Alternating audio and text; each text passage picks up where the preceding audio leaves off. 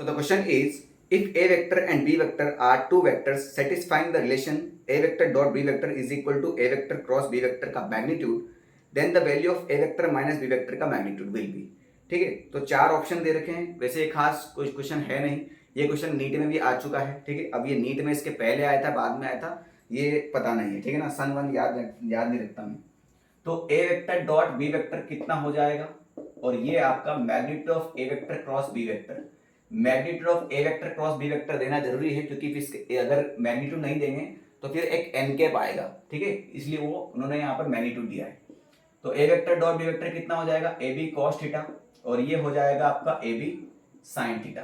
ठीक है, A B से ए बी खत्म हो गया तो ये नीचे चला जाएगा, तो tan theta is equal to 1 हो जाएगा। Tan theta is equal to 1 हो गया तो थीटा इज इक्वल टू 45 आ जाएगा। अब आपसे पूछा है magnitude of A vector minus B vector क्या होगा, तो सिंपल सी बात है बेटा, ये होता है आपका a square plus b square minus 2ab cos theta. Theta का वैल्यू 45 यहाँ पर पुट कर दीजिए, बस काम खत्म। ये हो जाएगा a square plus b square minus 2ab cos 45 होता है 1/√2, तो ये हो जाएगा आपका root a square plus b square. ये 2 को हम √2 इंटू √2 लिखेंगे तो √2 से √2 खत्म हो गया, तो माइनस √2 ए बी आ जाएगा। इसको इन्होंने यहाँ पर ये रूट हटा के नीट के अंदर इसका पावर 1/2 लगा रखा था, यहाँ पर रूट लगा रखा है, तो ये आपका ऑप्शन नंबर डी में आ जाएगा। ठीक है।